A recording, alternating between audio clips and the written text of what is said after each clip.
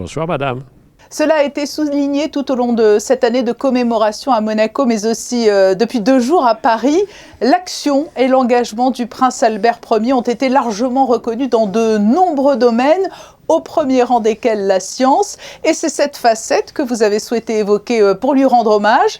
Pour quelles raisons avez-vous choisi cette thématique de la science, vous, l'homme de lettres? J'ai eu cette chance incroyable d'être élu à l'Académie au fauteuil de Jacques-Yves Cousteau et de Louis Pasteur. C'est-à-dire 2 personnes qui nous ont permis d'accroître notre connaissance du monde vivant. Ce qu'il y avait sous la surface avec Cousteau et ce qu'il y avait dans le tout petit, de tous les petits organismes, les microbes qu'on n'appelait pas ainsi, avec Pasteur.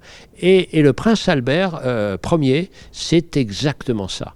Il nous a permis d'agrandir notre connaissance et surtout donner un modèle que la curiosité n'est pas, selon cette phrase stupide, un vilain défaut, c'est l'indifférence qui est un vilain défaut. Et que la curiosité, au sens étymologique, ça vient du mot cura, qui veut dire le soin.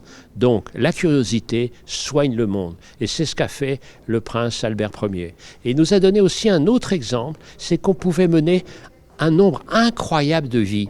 C'est-à-dire, c'est l'incarnation même, lui, de la biodiversité. Parce qu'on peut s'intéresser à l'océan, on peut s'intéresser aux technologies comme l'hélicoptère, comme la voiture, on peut s'intéresser au sport, et puis aussi être porté par une sorte d'ambition de fraternité pour les êtres humains, juste alors que la guerre de 14-18 allait commencer. J'ai un respect, une admiration absolument infinie pour ce prince Albert. Comment a-t-il contribué à mettre la science au service de l'humanité ? Il s'est rendu compte assez vite que si on ne transmettait pas ce savoir, les scientifiques allaient rester dans leur monde et qu'au mieux on ne s'occuperait pas d'eux et au pire on contesterait leurs recherches. Donc il fallait se mettre au service aussi de la communication de tout ce qu'on allait découvrir. Et c'est un maître dans ce domaine, ce qu'on appelle de ce très vilain mot français qui s'appelle vulgarisation et qu'en anglais c'est plus joli, de popularisation. C'est-à-dire la science c'est aussi pour chacun. Et c'est ça ce qu'il a montré. Alors évidemment toutes ces découvertes, moi qui me ravissent puisque je l'ai mieux connu en écrivant un livre sur le Gulf Stream.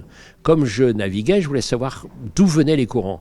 Et il a fait un travail énorme en lançant des flotteurs un peu partout pour voir quel était le mouvement de la mer, quelle était la profondeur de la mer, et puis tous ces animaux qu'il a découverts. Et puis, enfin, c'est inouï ce qu'il a agrandi notre savoir sur cette planète absolument merveilleuse.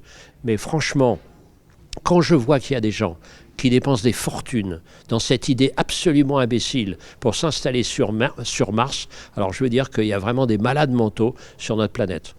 Alors vous l'avez dit, il a conduit des expéditions, il était dans l'action, mais il a aussi beaucoup servi les autres. Il a toujours fait preuve d'engagement et au-delà de l'aspect scientifique, on l'a dit, il y a eu l'engagement dans l'affaire Dreyfus et puis il a tenté de jouer les médiateurs entre la France et l'Allemagne avant que n'éclate finalement la Première Guerre mondiale. Il était dans l'action. Il était dans l'action, il était dans la preuve que la fraternité est possible.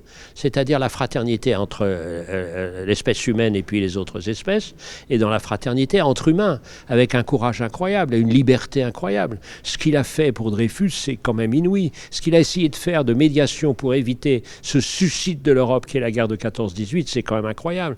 Et très tôt, je me souviens de mon père et ma mère qui me racontaient des histoires d'Albert Ier et disant t'es pas prince, tu t'appelles pas Grimaldi, mais essaye de faire 2-3 trucs qui ressemblent un peu à ce qu'a fait le prince.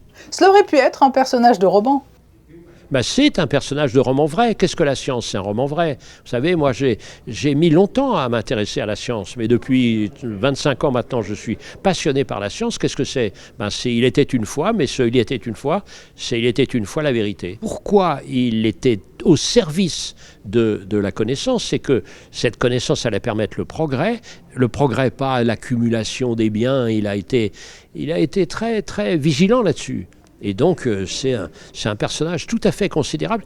Et ce qui m'intéresse beaucoup, c'est que on fête, si je puis dire, les 100 ans de sa mort, mais plus le temps passe, plus on voit que, au fond, il est chez nous.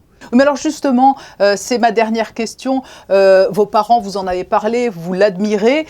Au-delà des frontières monégasques, est-il aujourd'hui reconnu à sa juste valeur, le prince Albert Ier ? Mais c'est à nous de le faire, c'est à nous de le faire. Il a été vers les autres, il faut que les autres viennent vers lui et il faut qu'il y ait des sortes de navigateurs qui portent sa parole.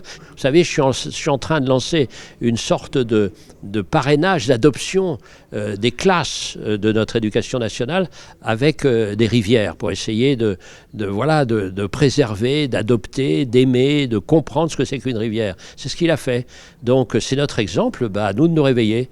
Éric Orseda, formidable témoin et formidable ambassadeur. Merci beaucoup d'avoir répondu à nos questions en duplex de l'UNESCO. Merci, bonne soirée, à bientôt.